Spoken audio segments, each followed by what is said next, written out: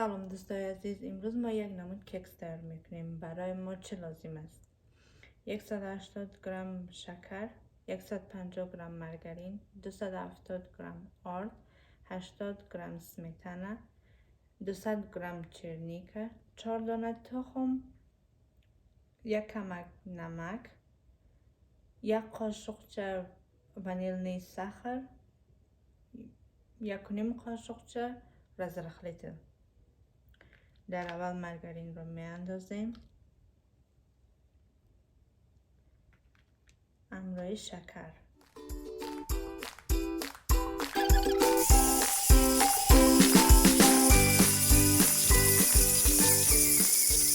خب دوستان، 3 دقیقه ما تمام شد. 3 دقیقه مارگارین رو همراه شکر لط زدیم. اکنون تخم ها رو انداخته یک تا یک تو لط میزنیم.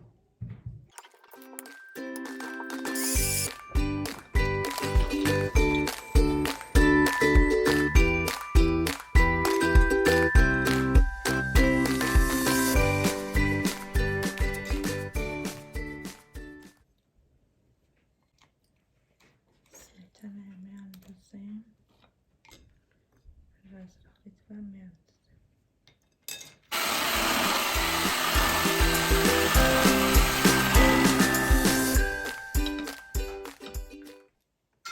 آرد رو می اندازیم کم کم یک جای میکنیم.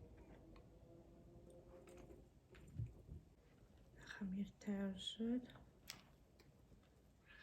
این خمیر رو در قالب می اندازیم. قالب در روغن کردیم، مارگارین شکل.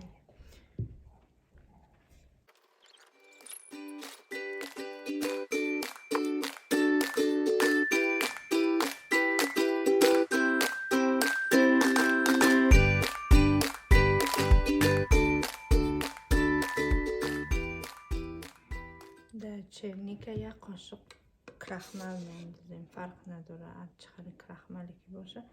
یک قاشق کرخمل می اندازیم. یک جای میکنیم. این خمیر ما تیار شد دوستان. در گرادوس 180 درجه به مدت 20-25 دقیقه میمونیم شد. در دخابه هوی نمیکنیم. این دوستای عزیز، کیک ما تیار شد. میمونیم که خنک شود. بعد از او در ترکه می این اگر که خواهین کم ترک دبولش سخت میشه میپوشین.